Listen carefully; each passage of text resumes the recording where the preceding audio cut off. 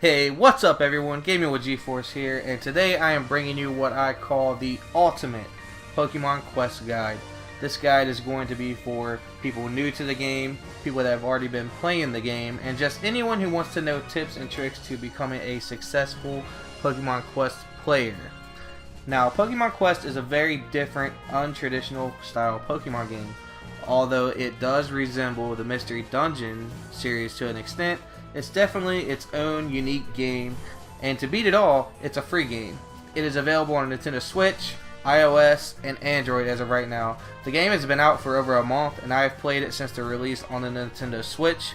I now play it on my mobile phone because that is a lot easier for me to make videos and stuff, as I don't have a capture card or anything for the Switch. But enough of my rambling, we're going to jump straight into the video now. So without further ado, here is my version of the perfect Pokemon Quest guide. Now, to start off, I've seen a lot of Pokemon Quest guides, and when these guides were made, there was not a lot of solid information and numbers or anything that made sense of how things work in the game other than just trial and error. Now that the game has been out for a while and there's been some testing and figuring things out, I think it's time for a proper guide. The first thing we are going to go over is that this is a free game. Now that does not mean that it does not include in-app purchases, because there are totally in-app purchases in Pokemon Quest, and that brings me to my first point. To have a decent experience in this game, it is recommended that you purchase the DLC for this game. So what you're going to do is just go up here to this blue area here in the right hand corner with the plus.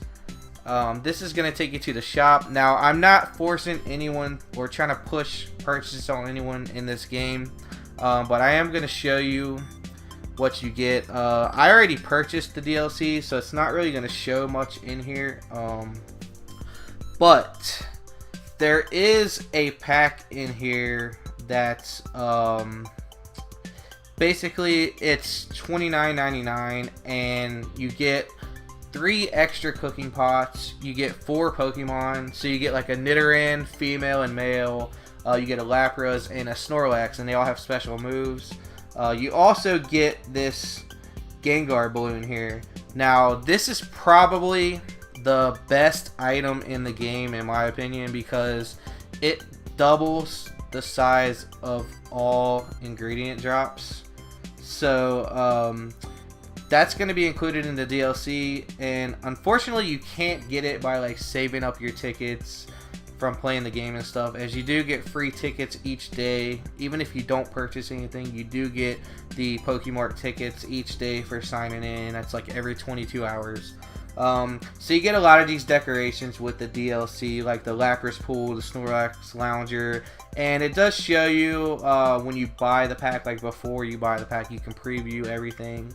So you get experience from expeditions ×2, chance of attracting multiple Pokemon with your cooking ×2. I'll get into all that stuff in a little bit. So, like I said, to enjoy the game to its max capacity, you're probably going to want to at least spend some money on the game. Now, I have all the DLC for this game, so in my video you will see that I have all this stuff at my camp here. And, you know, from the first point, like, buy the DLC, you're probably going to see that in like every guide video that you watch, and most people are going to have this stuff. So I hate to say that again, starting the video off saying, hey, spend money, but it is true. The DLC allows for so much more to happen in this game that already does. You're going to want to purchase it because you're going to be able to get more Pokemart tickets each day as a bonus to what you already receive daily. You will be able to cook more dishes to attract more Pokemon to your camp, and you also get access to decorations that are not available to someone who does not purchase the DLC.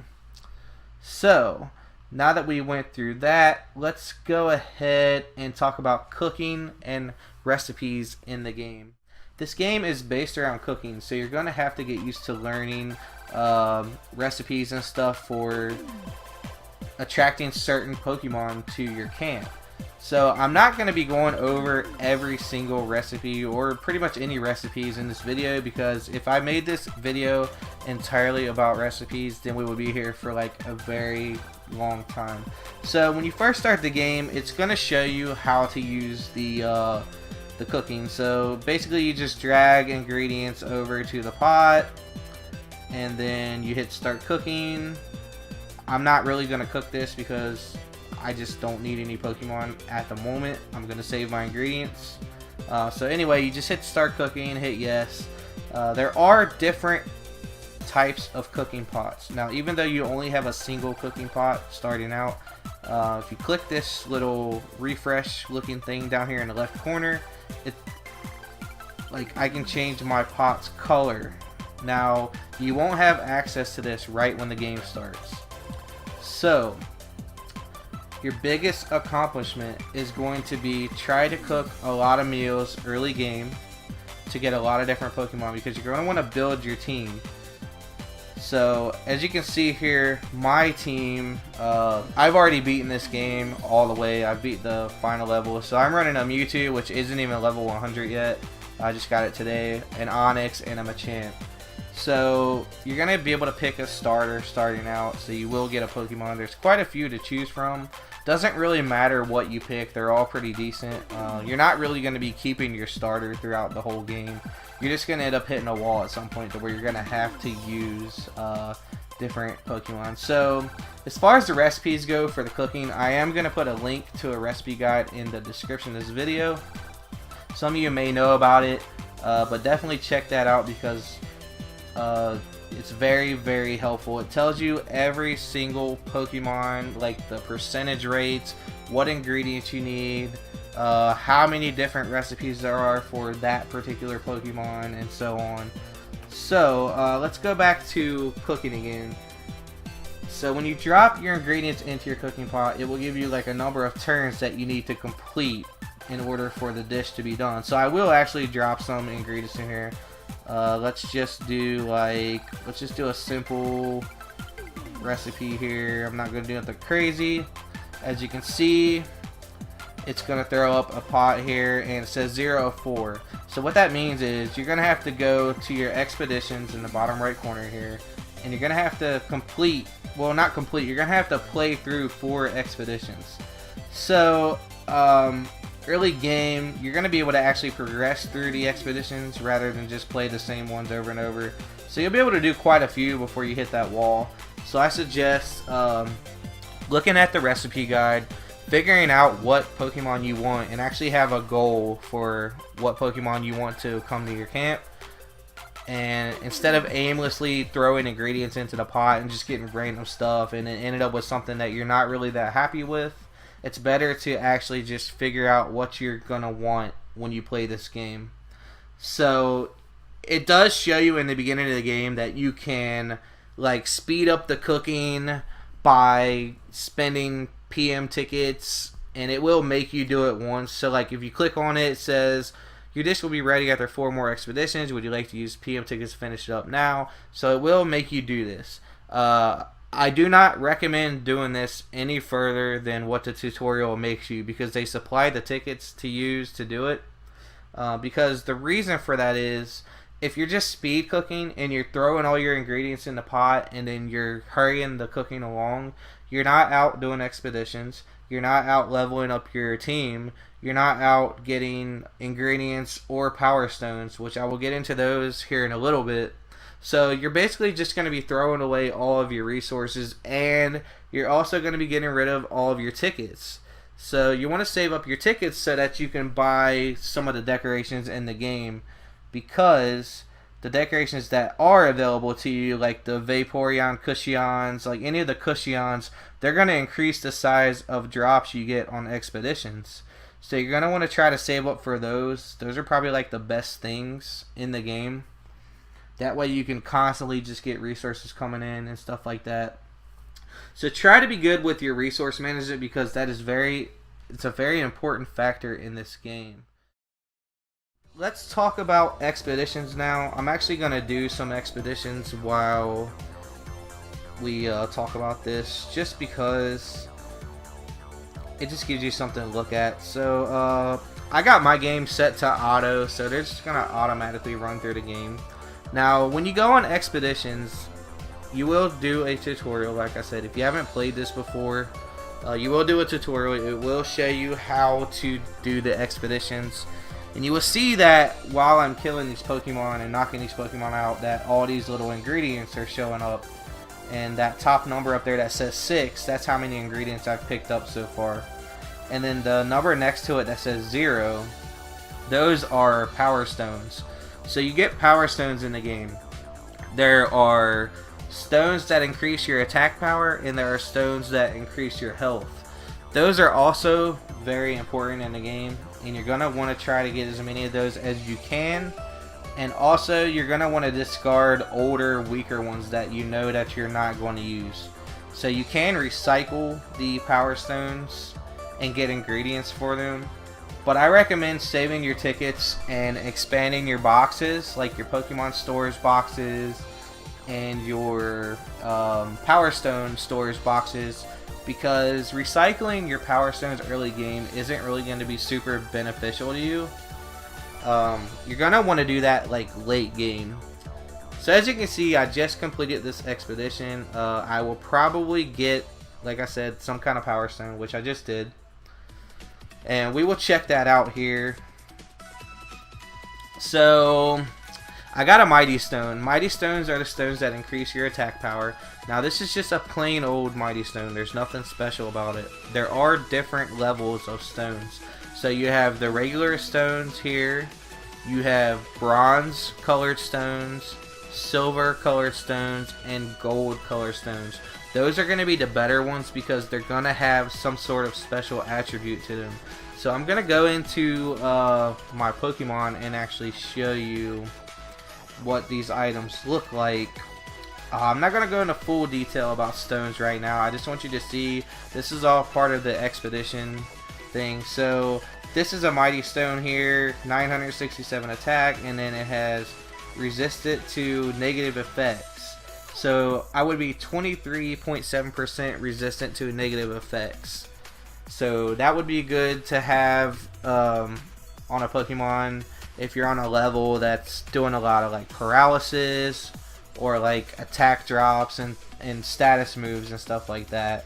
And then we have a gold sturdy stone here. Now the gold ones are going to be like the best ones. You will get some good bronze and silver ones, but the gold ones are going to be the ones you really want to focus on. So this one's resistant to status conditions, HP upon recovery, and healing from KO. Now healing from KO is when you knock a Pokemon out, you're going to get 2.2% of your health back. So if your Pokemon has a lot of health, you will get a lot of health back. There's one thing I do want to talk about while we're talking about Power Stones and stuff. If you look underneath of where it says Expeditions, in the top left corner of the screen, you're going to see that gold bar that says Expedition Bonus. That's something that you really, really, really should pay attention to, because in the game, you're going to get a bonus powerful gold stone every 10 expeditions. That bar will fill up. So every 10 expeditions you will get that gold bar full, and then there's a chance that you will get a gold, well, it's pretty much a guarantee that you will get a gold Power Stone. Now I've already beat the game, obviously, so you can see all the levels have the Pokeball here besides this one, because you can just farm this level over and over and over. But you can see that I did complete it. So let's talk about the expedition bonus. So let's say you're over here in the first area still, and you've done 10 expeditions, and your expedition bonus bar is full. Now the good thing to do is you're going to want to complete the highest level expedition possible that your team can handle, because you're going to get a better bonus. So if you've already completed this boss and your expedition bonus is up, you're not going to want to go play this first level here, because your bonus is going to be bad compared to what it's going to be if you beat a higher level. Now the expedition bonus only goes away after you complete an expedition. So if you lose the expedition, or like if you don't complete it, don't worry about it. You can just start again and try it again. You will not lose the bonus, because you have to get the bonus by beating the expedition. So as long as you finish it, you'll get the bonus. The only thing that's negative about trying harder ones over and over is it's going to run your battery charges down, which are up in the top right corner of the screen where it says time 24 minutes. You can recharge your battery with like 25 tickets, which I think is a great deal because it's very, very forgiving for people that want to like spend tickets to keep on playing the game. I usually play this game for hours on end throughout the day. So now that we've covered like the basic stuff like the power stones and the cooking and the expeditions, let's talk about like some team building. So if we go into my team here, we will see that I have basically let me go to, I guess I just go to power charms so you can see like the whole entire deal with my Pokemon here. So we got my Mewtwo here. Mewtwo's level 84. I have tons of the power charms here on Mewtwo, and there's one thing I want to talk about. So there's these thing called bingo bonuses. If you see these 3 little white Pokeball lights to the left of my power charms, those mean that all 3 of my Pokemon's bingo bonuses are active, and you activate those by completing lines with your power stones, by like filling in your grid with power stones. So if you click this little magnifying glass here up by Onyx's head on my screen, it will show your Pokemon's bingo bonus. So my bingo bonuses for Mewtwo are movement speed plus 50%, normal type moves weight, it's a minus 20%, so it's 20% less wait time for a normal move, which it's not really beneficial to me because I have a psychic type move. And then I also get a boost in attack of normal type moves, so again that's not very beneficial to my Pokemon. But Mewtwo is a fairly powerful Pokemon, so I'm still using it anyway until I get a better one. And then over to the right you'll see where it says Stone Strength. So these are all the powers of my stones combined. So we have plus 3712 HP, plus 3772 attack. My critical hit rate is 23.3%. My critical hit damage percent is 49.1%. Natural healing is 0 because I don't have any stones for like natural healing. Now what natural healing is just when your Pokemon regenerates health every so often. Now hit healing, I get 5% of my health back. So anytime I make contact with Pokemon, I get 5% of the damage. I guess it's based on the damage you do. And I also have 7.1% healing from KO. My time to recover is reduced, so if Mewtwo gets knocked out,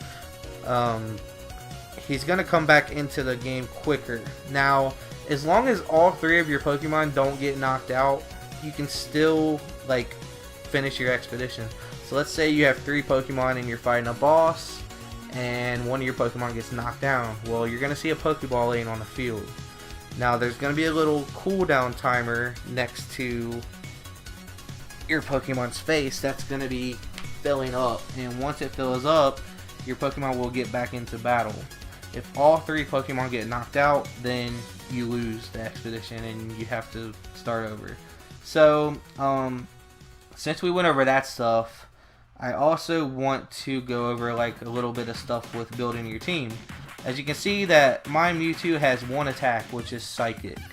So there's going to be Pokemon that have 2 attacks, and most of the time in the beginning you're going to get a lot of Pokemon that have 2 different attacks, and that's fine for early game. But later on in the game you're going to want Pokemon that have only 1 attack, because then you got these 3 slots here. And that brings me to my next point. Now you have these other support stones, which I have a bunch of them in my box here.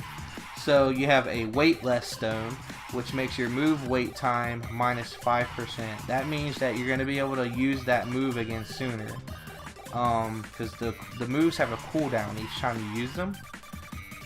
And also I have a Whack Whack stone, which makes the number of move repetitions plus 1. So when I use Psychic, Mewtwo is going to use Psychic 2 times before the cooldown starts, but that also makes the move wait time more.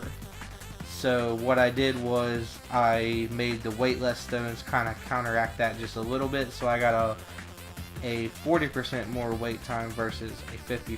So it's not as much of a negative impact.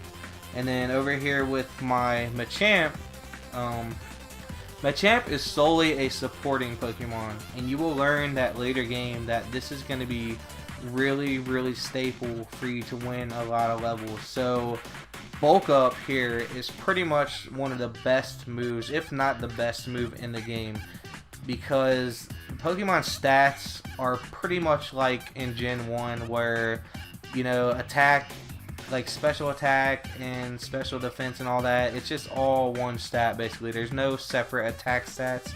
So this says the user tenses his muscles to bulk up its body, raising the damage it deals for a while. This also reduces the damage the user takes. So once you use bulk up, you're going to be taking a lot less damage and you're going to be doing a lot more damage.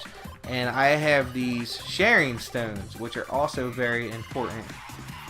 It shares the effects of this Pokemon for your buddies, plus 25%. So I have 3 of these on here. So my other 2 Pokemon automatically get bulk up every time Machamp uses it. So that means they get 75% of his boost. Which means when I got a Pokemon really weak in here, like something that's super glass cannon, like maybe a Starmie or something that just hits really hard but has no health, it's going to make it live a little longer and it's going to make it hit a whole lot harder because it's basically going to like double its attack. So that's very important when you're building your team. You're going to want Pokemon that help other Pokemon. It's not so important early on, but you're going to hit that wall eventually to where you have to pretty much build a new team. Like, it's going to happen. So just take my advice. It's fine to use Pokemon that you like, but like later in the game, you're going to have to find a really good support Pokemon and like something that's really tanky. Like I have Onix here. Now Onix isn't like the best because my Onix has 2 attacks. And this is where I can show you what I was talking about with 2 attacks. So Onix has Stealth Rock and he also has Harden. Now I have the Sharing Stone on Harden as well, just in case like Machamp doesn't get the bulk up off right away. Onix still gives a little bit of defense to my other Pokemon, so that's pretty good there. And then for Stealth Rock, I have the Whack Whack Stone, so that means if it uses Stealth Rock, it automatically does it twice in one turn, so that's pretty big damage for Onix, considering his attack is fairly high for him being like a health tank. Now, when you get Pokemon to your camp, you're gonna see that the Pokemon have different like slots for the Power Stone. So like if we look at Weezing here, you're gonna see that Weezing has like a whole lot of health slots and not a lot of attack slots. This is not something really good unless it's gonna be like some kind of support Pokemon. So unless you're gonna make Weezing like some kind of support Pokemon that gives your other Pokemon a buff, it's not gonna be doing too much damage, but it's also not gonna die super fast. Early game this would be fine, but like later game this isn't going to be a super good choice for a Pokemon to have on your team. So as you can see here, I have another Machop, which I plan on turning into a Machamp. Now this has this Machop has bulk up, and it has quite a few fighting stones, and it has a pretty good balance of health. So I can make it like I can balance it and make it like a hard hitting support tank, which is pretty much how my Machamp is now. But I got my Machamp so early game that the stats aren't going to be as good as this one. Pokemon do have different stats, and you will also see that as you progress through the game and you unlock the bronze, the silver, and the gold cooking pots, because those are going to be what are going to determine like what quality your Pokemon are. So pretty much like once you get to let me see, I'm gonna go into my quests here really quick. So once you get past Backforth Brook, after you beat that level, you will get the bronze cooking pot. Now once you unlock that, more times than not, you're probably going to be getting Pokemon that are like 10 to 15 levels higher than the team you have. So that's going to be your prime time to make sure you're putting the good ingredients in there and getting the Pokemon that you actually want, because you have access to every single Pokemon in the game through the whole game except for like legendaries. So if you want to have like a Dragonite on your team, or if you want to have some like crazy Pokemon on your team, you can actually grind it out and go for it. So that's pretty cool there.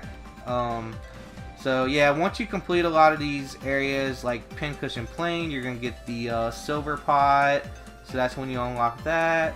And then once you beat the Chamber of Legends, you will get the gold cooking pot. Now the gold cooking pot, that's where it's really going to get good.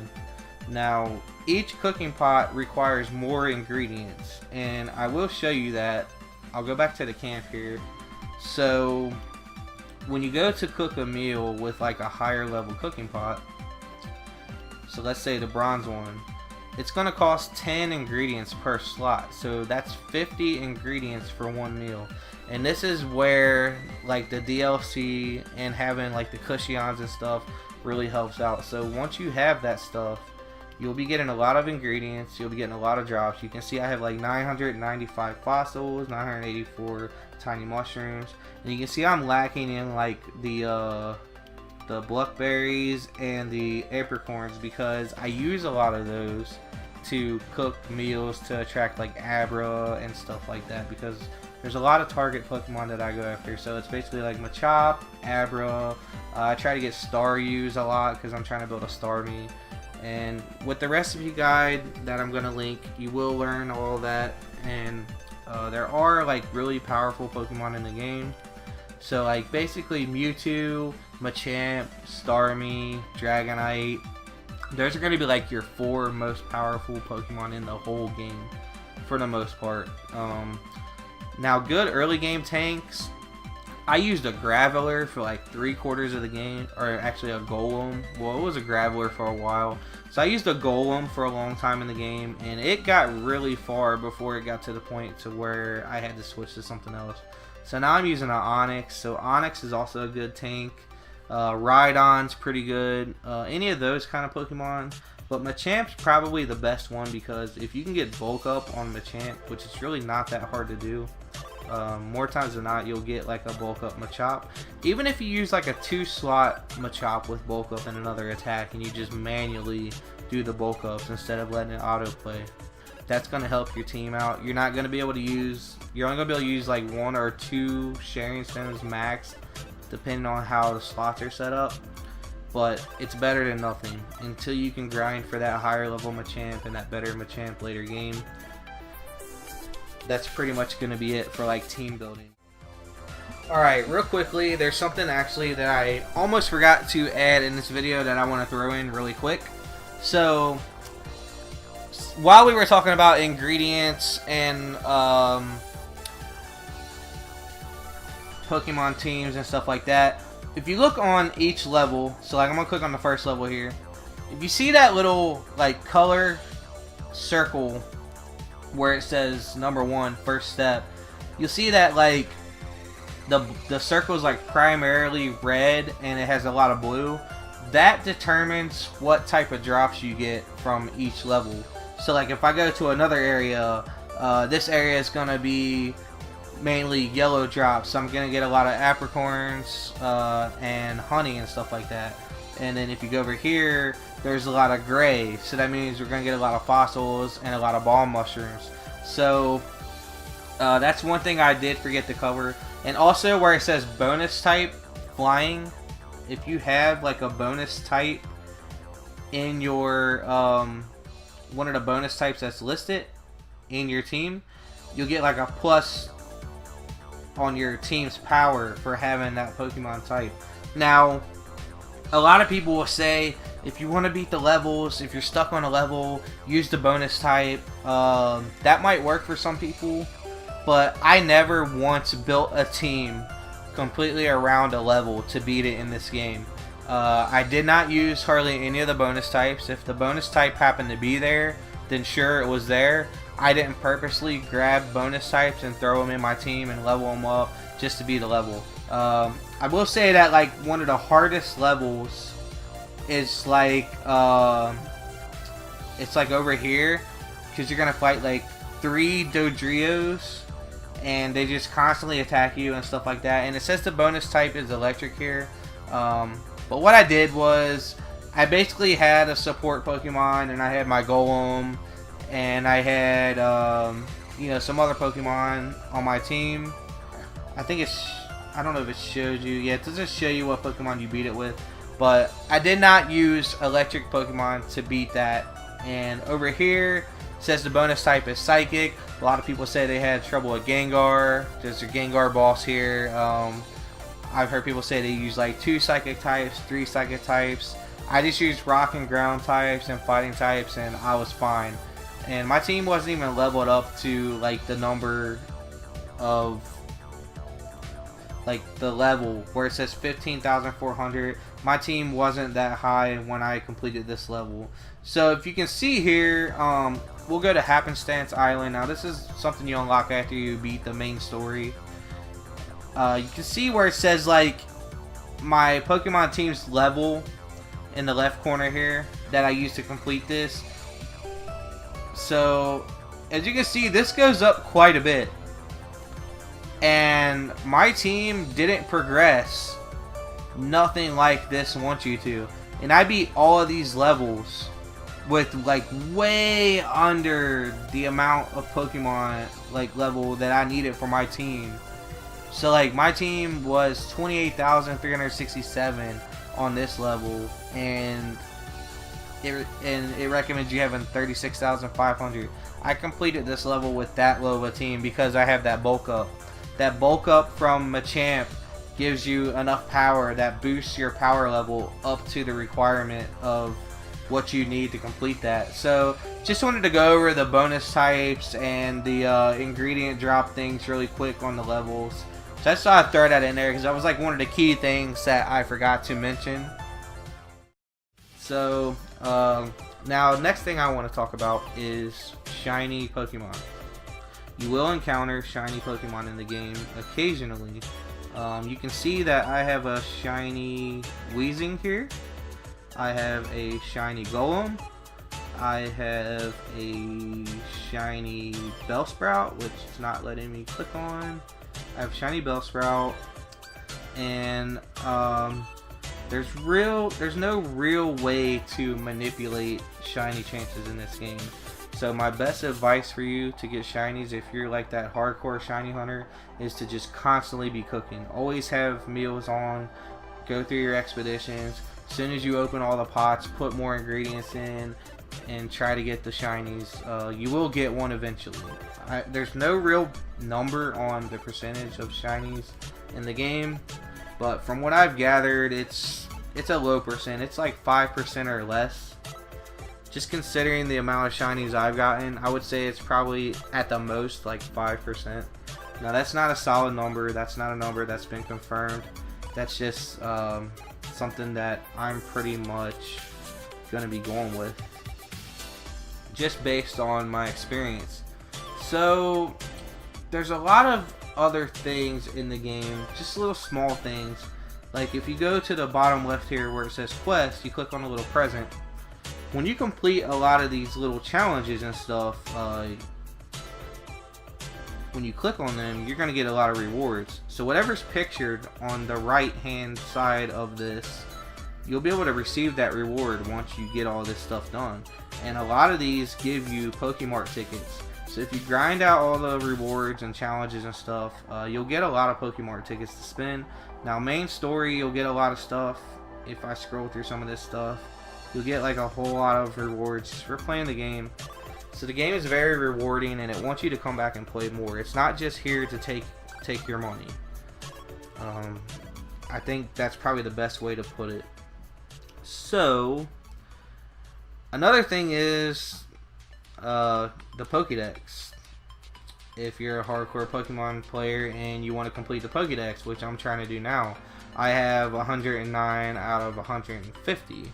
which actually there's 151 if you count Mew. You can get Mew in the game, it's obtainable. The cool thing about the Pokédex is if you go in here and like look at your Pokemon, like I have Geodude, you click on Geodude, it'll show what the shiny Geodude looks like, it'll show what the shiny Graveler looks like, because my Geodude that I used through the game was shiny.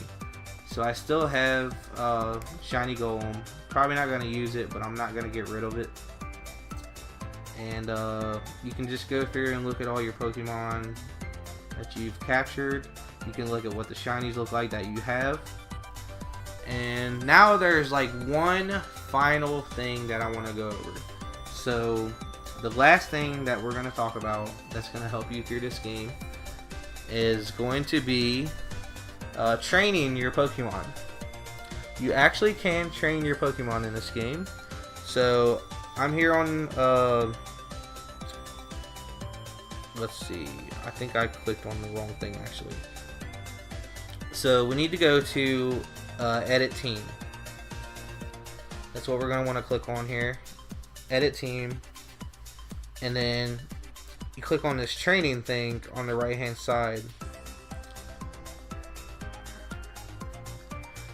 So let's say you have like, picture my Pokemon over here to the right. Picture a bunch of these being like Mewtwo's. So let's say I put my Mewtwo up here. It's level 84. And you can actually train your Pokemon with Pokemon of the same type. So Mewtwo's a Psychic type. If I put an Abra down here, Abra's also a Psychic type, so that's going to help boost my Mewtwo's level. So if I do this right now, my Mewtwo will go from level 84 to level 86. Now this is also a very important thing, because when you do the training, you level up so many times, you unlock more slots for your power charms, your stones. So that's also a very important thing to keep in mind, is if you have a lot of extra Pokemon, like let's say you have a bunch of Geodudes and you want to Golem, well, you can just keep leveling up your Geodude by throwing Geodudes in there and leveling them up. And just be really careful not to get rid of Pokemon that you really want to keep. Like I have shiny Bellsprout, and I have shiny Weezing and shiny Golem in here. I don't want to accidentally get rid of those. So also, we're going to talk about move learning. So we're going to do the same thing. Mewtwo, he has one attack, which if you click and hold, it is Psychic. Tells you the attack power, the wait time, tells you what the attack does. Now let's say that Mewtwo has access to Bulk Up, which Mewtwo does. Mewtwo is probably one of the best Bulk Up Pokemon. It's probably better than Machamp actually, just because Mewtwo's stronger.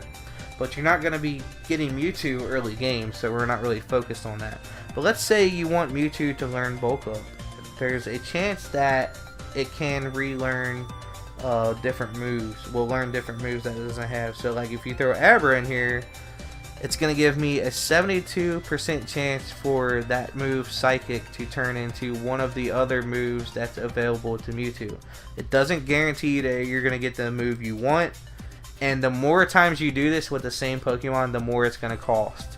So if you just can't get that perfect Mewtwo like the first couple of tries, it's better to just cook meals to try to get a new Pokemon and just try it with the new Pokemon, because from my experience, it just costs way too many resources to do move learning 5 times and get stuck with Psychic and like moves that you really don't want. Now since my Mewtwo is an attacking Mewtwo, not concerned about Mewtwo knowing Psychic. So, but Pokemon like Machop and Pokemon like Onix, if you want them to learn different moves, you just use the same type Pokemon as they are. So like if it's a rock Pokemon, you can throw a rock Pokemon in there. If it's a water Pokemon, you can throw a water Pokemon in there. And that's how you do the move learning. So there's also a site that shows every single Pokemon's move that's available to each evolution and stuff, and which ones are powerful and stuff like that. So I will also include that in the link in the description, so that way you guys can check that out. My friend Dakota actually sent me that link, so credit to him for finding that for me. I think that's pretty much all that there is to talk about with Pokemon Quest. So with this like super mega ultimate guide, I hope that this really helps you guys understand the game, and I hope that you guys, if you don't understand the game now, like before you watch this video, that you can better understand the game and build your team and actually enjoy the game, because you'll be able to go through the levels a lot easier knowing what to do rather than just like blindlessly throwing ingredients into the cooking pots and just running around half the game trying to beat the game with like a Rattata and a Pidgey, because you're not really going to get too far doing that. So hope you guys enjoyed the video. Click that like button if you liked it. Make sure to subscribe to the channel, ring my bell for notifications from when I upload videos or go live, and I will see you guys next time. Have a great day.